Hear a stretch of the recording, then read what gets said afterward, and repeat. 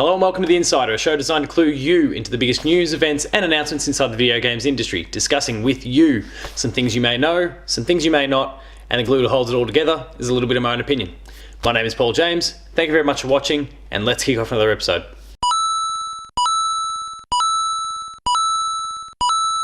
The topic for this week's episode is one that's being discussed in many different places around the internet, both written form and video and in podcasts all over the place. We're talking about microtransactions. Now, these aren't a new concept. Gamers are quite familiar with them. They've existed in the mobile space for quite some time. They've been a part of console and handheld gaming for quite some time. It's only recently where a few select cases have emerged that have required the topic to be discussed. In this particular week's episode, I'm going to pick through it. I'm going to talk about how we got to the place that we're in and what we can do to rectify the situation that we've currently found ourselves in.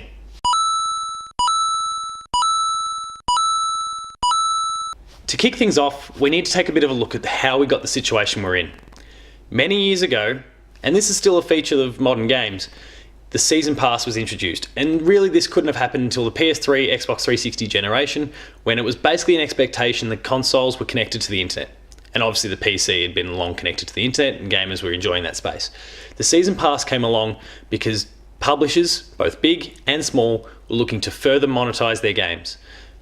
These received a bit of a backlash because there was some particular cases out there of poorly executed and designed season passes that made players feel like they were being ripped off.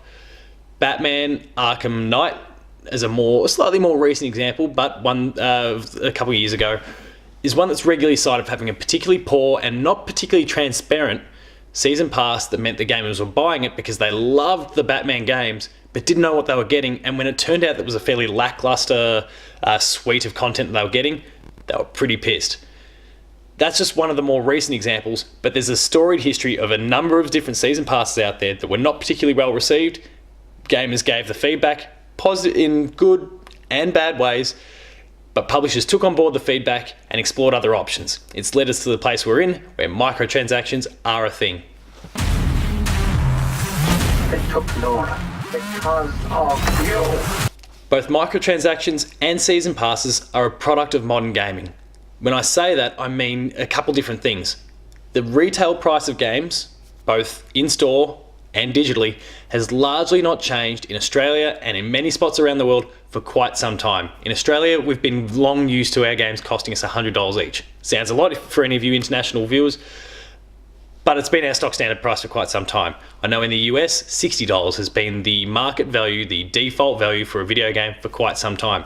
We've known over the years for games to be much more expensive. I know of some American friends who bought Chrono Trigger on the Super Nintendo for $100 US. That's $40 more expensive than what they buy a video game for now. 60 over there, 100 here, it's been the default for quite some time. But the problem is that the video games themselves, as technology has developed, as the teams have grown, have cost more and more for these publishers and the developers to make. As a result, the profit margins are getting smaller for these publishers and developers, and they're looking for more ways to not necessarily exploit, but there are some cases where exploitation is taking place. They are looking for more ways to give gamers extra content, paid content, that extends firstly the life of the duration of the game. In multiplayer games, this is fantastic because it means that they're making more and more money from servers, blah, blah, blah, blah, blah.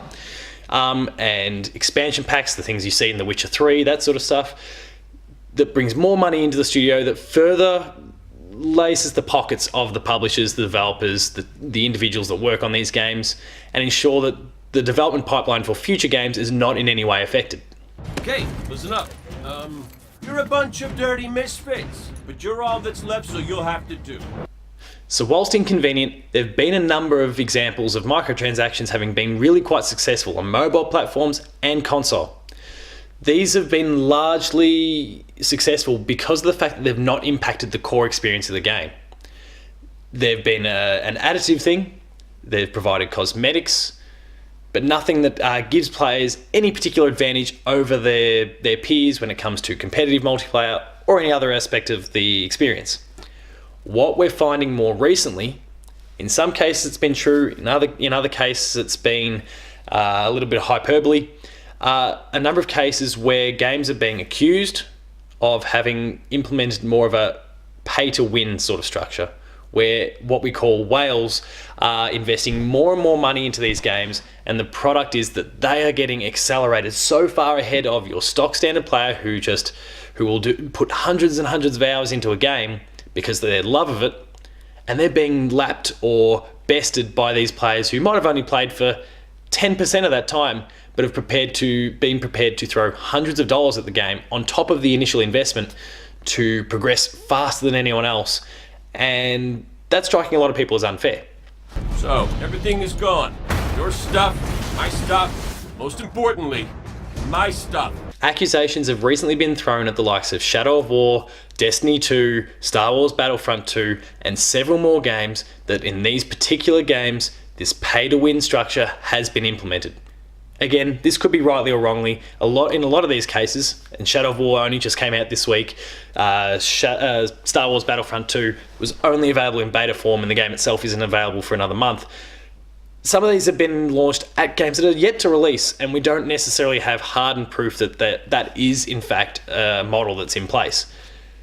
But the complaints and the concerns have been raised regardless, and it's prompted a lot of discussion in the gaming space, in forums and in podcasts and video, just like what we're doing here, that have led us to have some of these conversations and have had us questioning why publishers are doing this. Is it just a balancing thing that's going a little bit too far, or is there a sinister intent in play? And that's what we're going to pick through now. The war for Mordor begins.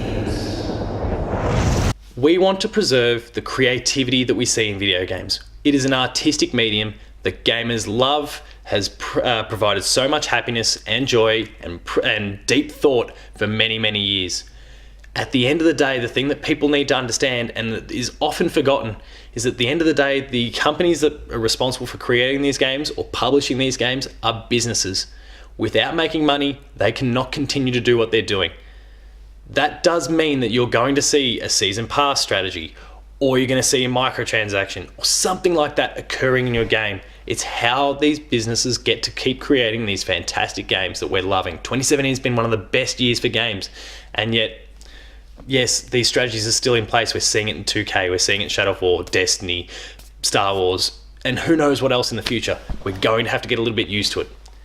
The problem resides with what we're calling whales.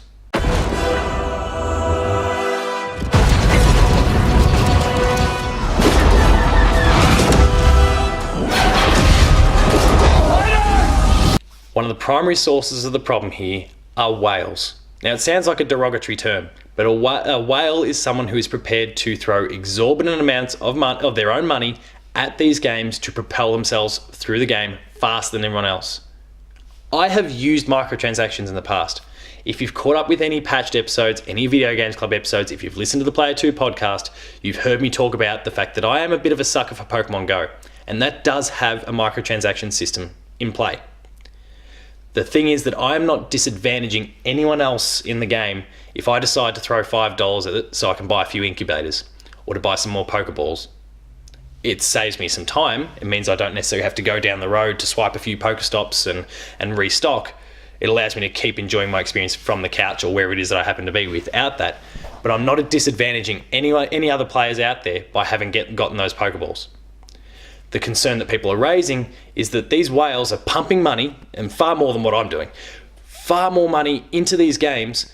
It's accelerating them at a massive pace, and it means that in something that's far more serious, like a Star Wars Battlefront, or like a Destiny 2, or like Call of Duty, common thread, first-person shooters, it's accelerating so fast through these games that your regular player who's not prepared or not necessarily able to invest that sort of money into these games is being left behind for playing the game honestly, for playing the game the way it's kind of intended to be played. And that's what's causing these conversations, and people are rightly concerned about it. Now we need to look at what we can actually do about it. Get your head down and keep moving!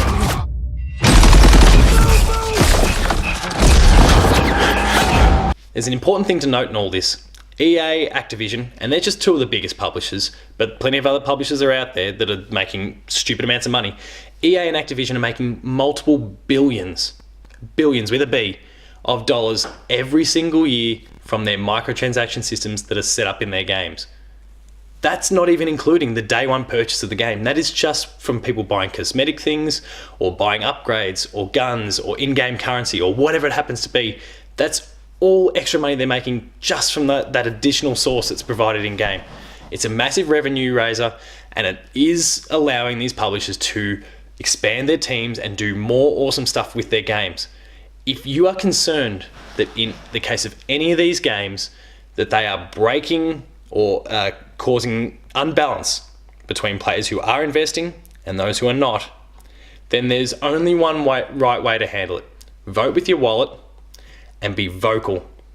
And I'm not talking about the rude, kind of vile stuff that you will sometimes see on the internet. If you believe that, and we'll use Star Wars Battlefront 2 as the most recent example, if you believe that there is an imbalance occurring here, speak to the publisher, send an email, a respectful one, outline what is your concern, and then if you are really into that game, if you want to play Battlefront 2, play the game, but don't give them your money. And I don't mean pirate the game, I mean buy the game, but then don't invest in these microtransactions. If that's not what you believe in, don't buy those little additional things. If EA, if Activision, if Ubisoft, if the first party publishers, anyone else, if they see that the amount of revenue they're making is beginning to decrease, that's what's going to prompt them to rethink the strategy and maybe implement something different or revise what they're doing in a way that is beneficial to all. The only way you can do it is have your say, but do it respectfully, because at the end of the day, if they see vile, horrible death threats and all that sort of stuff, it's just going to be ignored, because there's so much of that crap out there in the internet that they're going to pay attention to the people who are respectful. So what happens now? We retaliate, Commander. A slightly different episode of The Insider this week, but that was my rant about the microtransaction situation that we found ourselves in. If you've enjoyed what you've seen, please make sure to like, share and subscribe down below, where you can catch up with weekly episodes of The Insider, probably episodes that are a little bit more typical, where we're talking about trailers and new games and that sort of thing. Patched, the Video Games Club, weekly Player 2 Plays episodes, trailers, and a whole bunch more. There's a lot of stuff that you can only find courtesy of our channel, so please make sure to like, share and subscribe. We can catch up with it every single week. If you enjoy our written content, or if you haven't yet seen our written content, please make sure to visit player2.net.au, where you can catch up with all that awesome written content. There is reviews, previews, features, opinion pieces, and a whole bunch more. Again, there's only stuff that you can find there at the site. To catch up with weekly updates, or daily updates even, please make sure to visit @player2au on Twitter and @PaulJamesP2 on Twitter, where you can catch up with just whatever's going on. You'll find direct links to the YouTube videos, to the website articles, and whatever ramblings I'm getting up to. Thank you very much for watching. I'll see you next time.